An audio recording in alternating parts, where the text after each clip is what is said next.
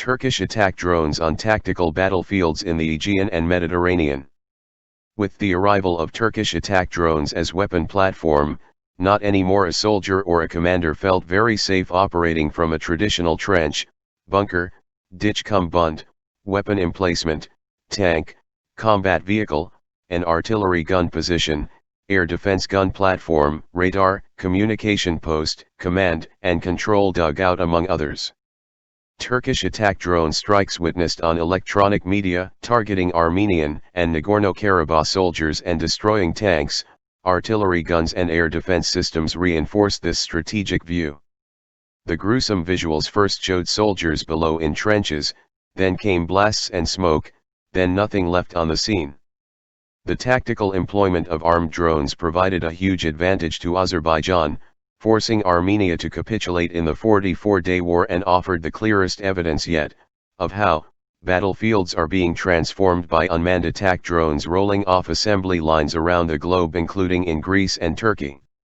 Turkish attack drones are seen as the emergence of low-cost weapons system for tactical military operations, surgical operations, and counter-terrorism. Affordable to poor countries capable of unleashing incalculable damage in physical, psychological, economical, prestige terms, and creating panic in public and outcry against well-established superior powerful states. The damage, destruction, and catastrophe unleashed on an adversary will depend upon clever, creative and imaginative ways that this unassuming weapons system is put to use. Is it David and Goliath reduce?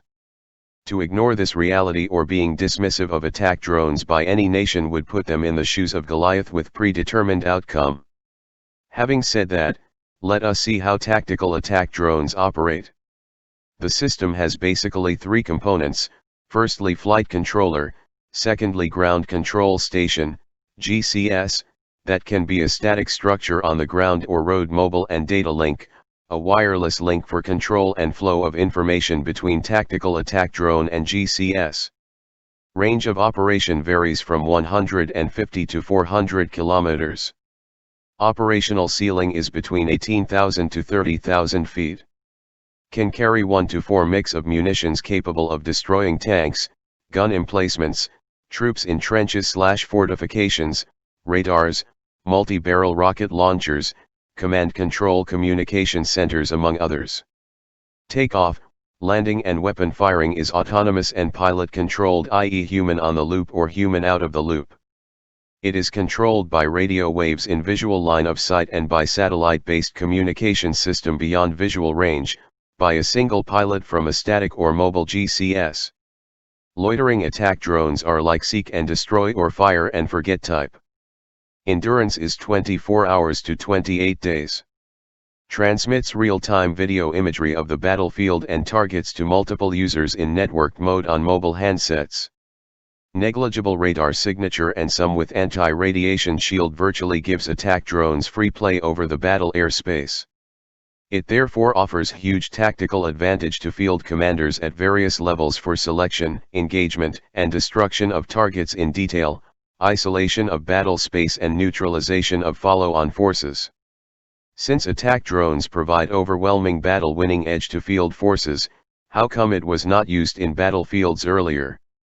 Even though drones had been in existence for decades and had been used only for assassination/killing of terrorist leaders in isolation. Was its cost-effectiveness derived from cost-benefit analysis? A big no, considering approximate cost of one Rafale fighter aircraft is $155 million, without including the cost of the trained pilot and ground staff and infrastructure to keep the fighter in the air, and one attack drone is $1.50 to $5 million, i.e. 1/30th cost ratio, which can kill up to 4 tanks, each tank costing up to $4 to $5 million. On top of it, attack drone is reusable multiple times till it is put out of action. The answer lies in the attack drone factories of Turkey and its use in warfare testing laboratories of Syria, Libya, Lebanon, and Iran/Iraq Kurd borders.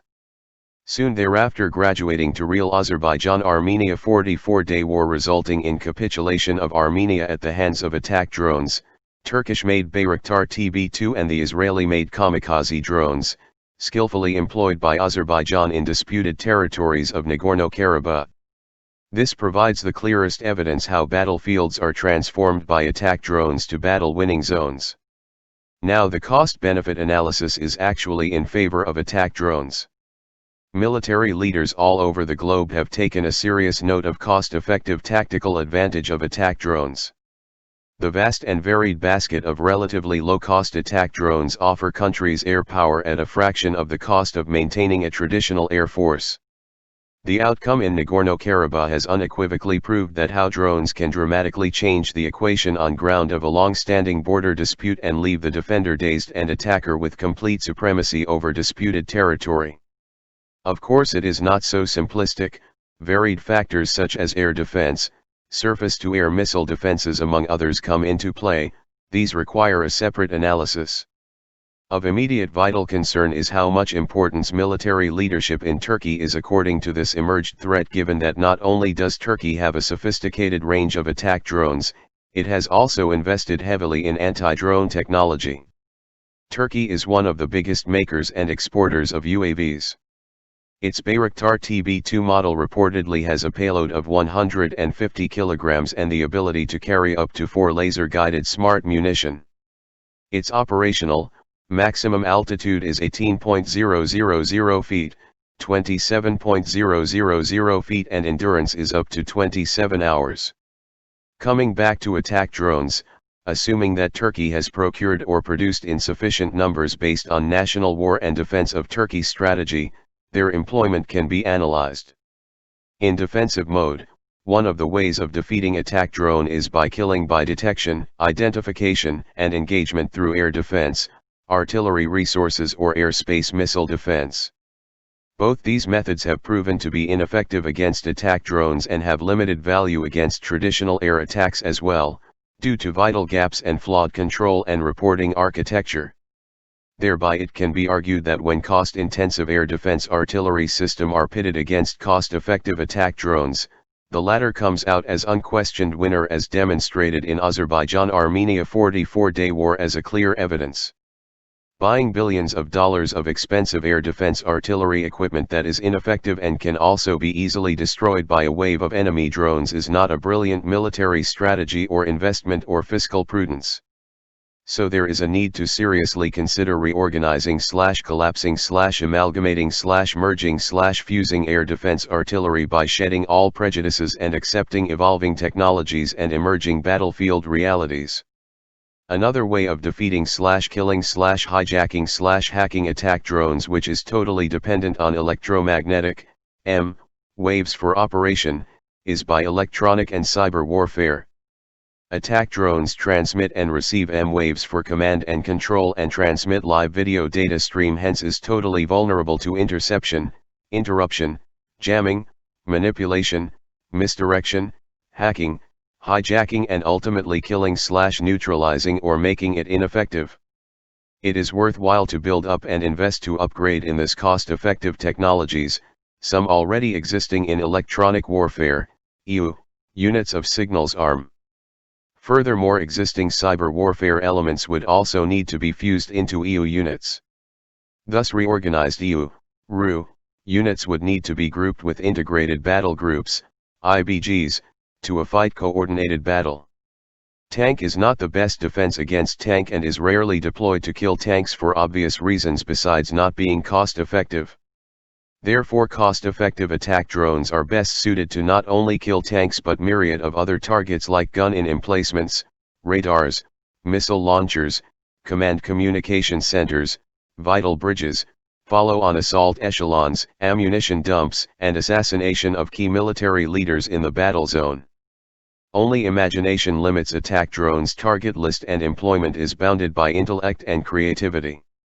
It goes without saying that drones are now an integral part of modern combined arms warfare operational art.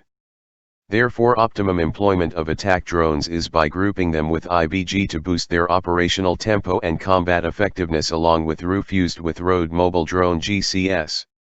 It would obviously be foolhardy to depend solely on attack drones to win battles, territorial disputes, conflicts, or wars.